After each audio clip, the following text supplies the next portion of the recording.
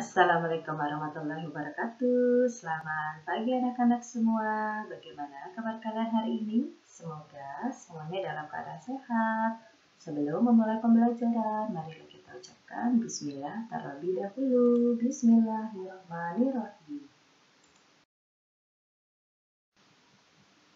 Hari ini kita akan memasuki tema 3, subtema 3, pembelajaran 3 dan 4.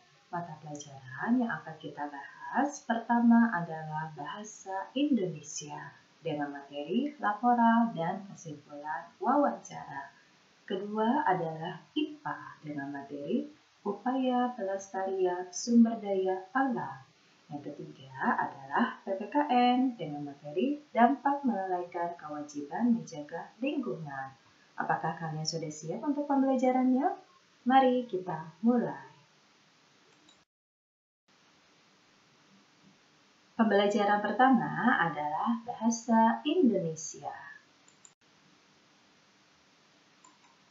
Laporan hasil wawancara dapat ditulis dalam bentuk teks laporan.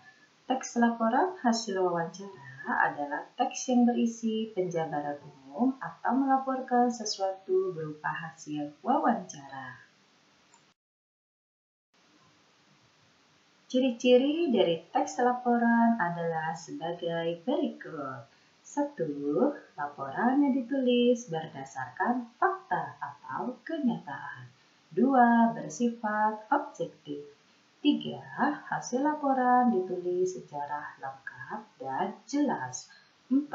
Tidak memasukkan unsur-unsur yang menyimpang. 5. Laporan disajikan menarik dengan kosakata baku dan kalimat efektif. Penulisan laporan hasil wawancara harus memperhatikan hal berikut ini. 1. Informasi lengkap sesuai dengan hasil wawancara. 2. Sistematika atau urutannya laporan. 3. Penggunaan kosakata baku dan kalimat efektif. 4. Huruf kapital serta tanda baca titik dan koma. Kesimpulan wawancara ditulis dalam bentuk paragraf secara singkat dan jelas. Sebelum membuat kesimpulan hasil wawancara, kita dapat meminta seseorang untuk menanggapinya. Menanggapi hasil wawancara sebaiknya dilakukan dengan sportif dan jujur. Langkah-langkah menulis kesimpulan hasil wawancara sebagai berikut. 1. Tulis jawaban secara jelas dan rinci sesuai pertanyaan. 2. Baca dan pahami kembali jawaban narasumber.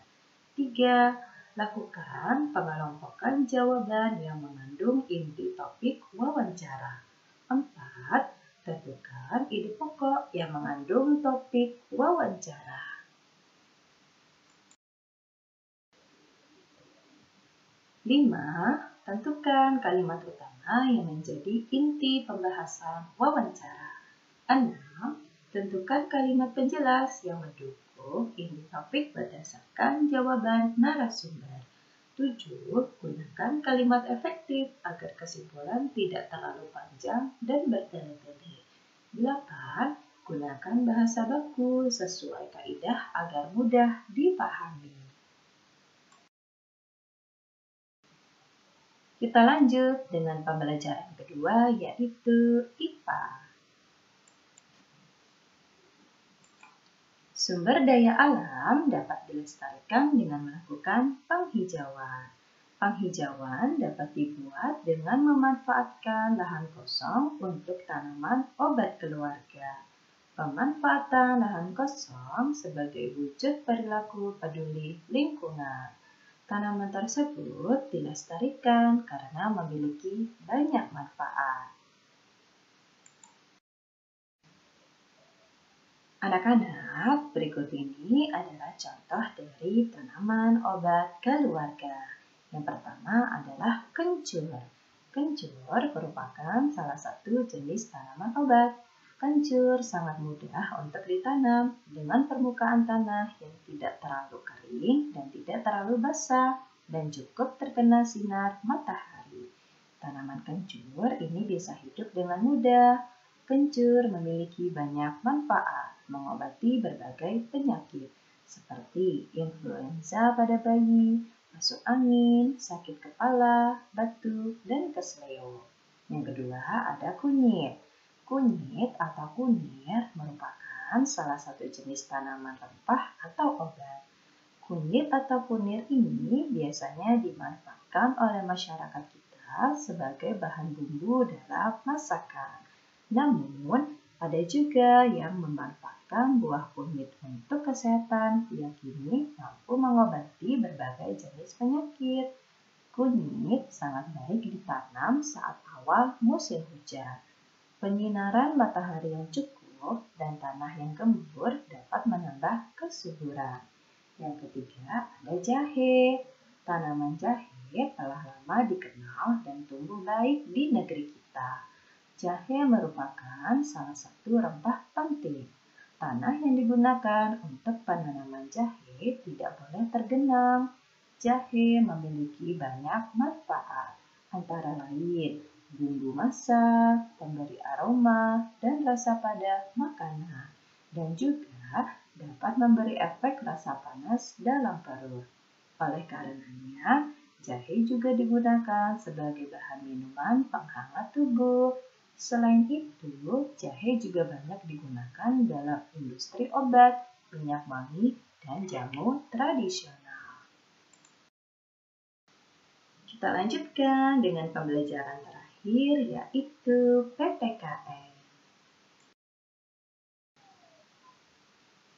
Kita mempunyai kewajiban menjaga lingkungan. Apa yang akan terjadi jika kita tidak melaksanakan kewajiban kita? Lingkungan di sekitar kita wajib dijaga. Jika lingkungan tidak kita jaga dengan baik, maka akan menimbulkan berbagai kerusakan. Kerusakan tersebut terjadi akibat perilaku manusia yang tidak bertanggung jawab. Misalnya, pembakaran hutan yang menyebabkan polusi udara, membuang sampah sembarangan yang menyebabkan banjir. Berikut ini adalah hal-hal untuk menanggulangi kerusakan lingkungan. Yang pertama, tidak membuang sampah sembarangan, terutama sungai. 2. Tidak memburu hewan-hewan yang dilindungi. 3. Lakukan reboisasi di lahan gundul. 4. Tidak menggunakan pukat harimau atau bahan peledak untuk menangkap ikan. 5. Tidak membakar atau menebang pohon di hutan untuk membuka lahan baru. Anak-anak kelas 4 untuk materi hari ini sudah selesai. Sekarang kita lanjutkan dengan tugas tema. Tugas pertama hari ini adalah bahasa Indonesia. Ayo jawablah soal berikut dengan tepat. Anak-anak, kalian salin ya, lalu dijawab ketika soal berikut ini. Tugas berikut adalah IPA. Tuliskan manfaat tanaman obat berikut ini. 1. Temulawak. 2. Daun sirih. 3. Daun seledri. 4. Jeruk nipis. 5. Lidah buaya. Tuliskan sebanyak-banyaknya ya manfaat dari tanaman obat tersebut. Tugas terakhir hari ini adalah PPKN. Sebelum kalian menjawab pertanyaannya, kalian amati gambar tersebut. Gambar apa ya? Setelah kalian amati gambar, baru kalian menjawab untuk 4 soal. Anak-anak kelas 4 yang Ibu sayangi, selesai sudah untuk pembelajaran kita hari ini. Terima kasih ya telah menyimak video dari Ibu. Sampai jumpa besok. Wassalamualaikum warahmatullahi wabarakatuh.